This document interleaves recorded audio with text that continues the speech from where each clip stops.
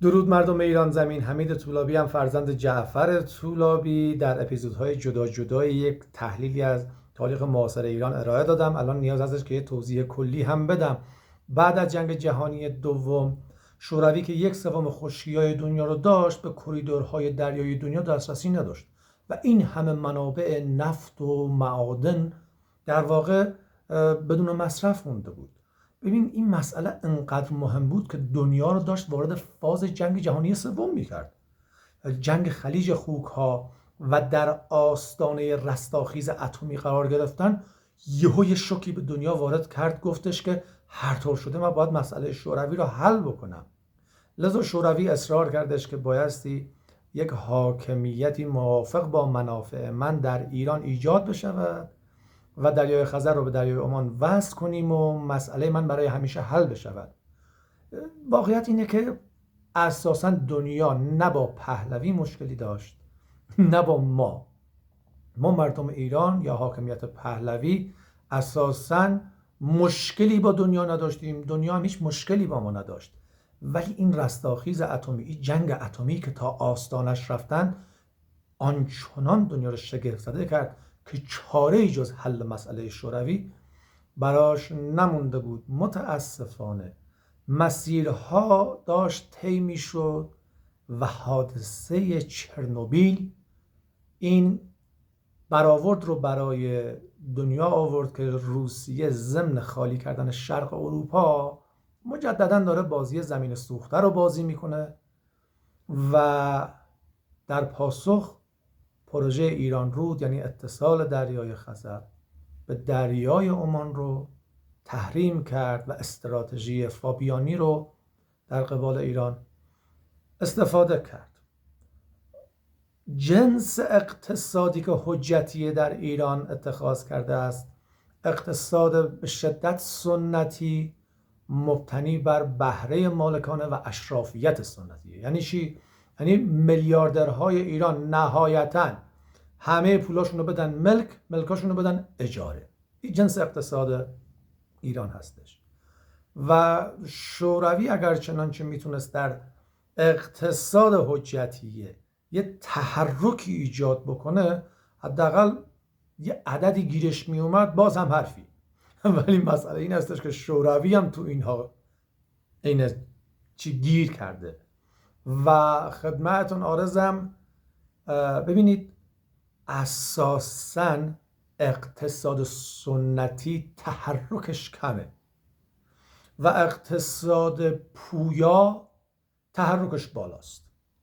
اقتصاد مدرن اقتصاد پویا و متحرک، اقتصاد سنتی اقتصادی با تحرک کم. فلذا اساساً این که شما تصور کنید اقتصادی که در حال حاضر در جمهوری اسلامی جریان دارد برای دنیا محل بحث است اشتباهه، چون کلا اقتصاد سنتی انقدر ارزش افزوده، انقدر تولید نداره او برش. بگذاریم.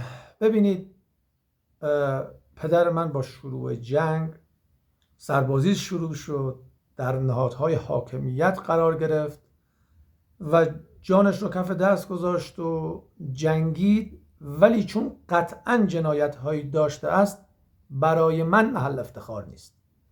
من به پدرم افتخار نمی کنم، ولی به شما مردم ایران به شدت افتخار می کنم. چرا؟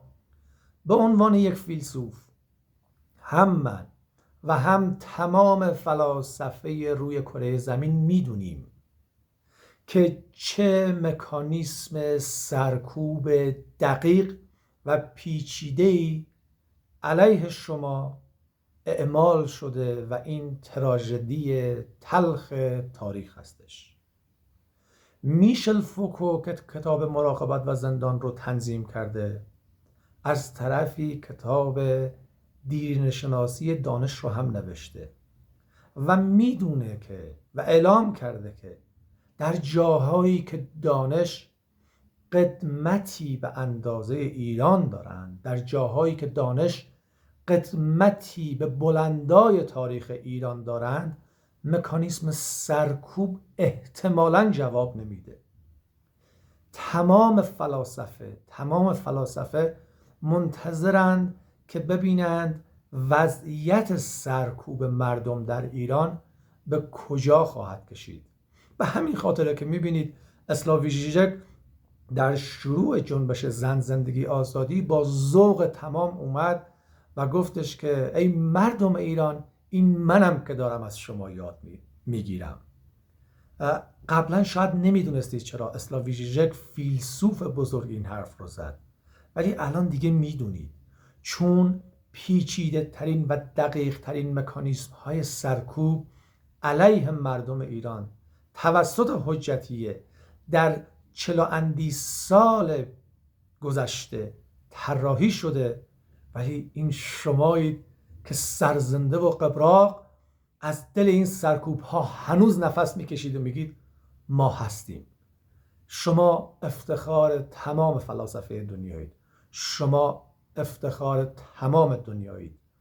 من افتخار میکنم که هم شهروندم با شما، هم وطنم با شما، و من افتخار میکنم که در این جغرافیای ایران زندگی کردم، در کنار شما رنج کشیدم و در کنار شما خوشحال خواهم بود. بدرود، متشکر از وقتتون.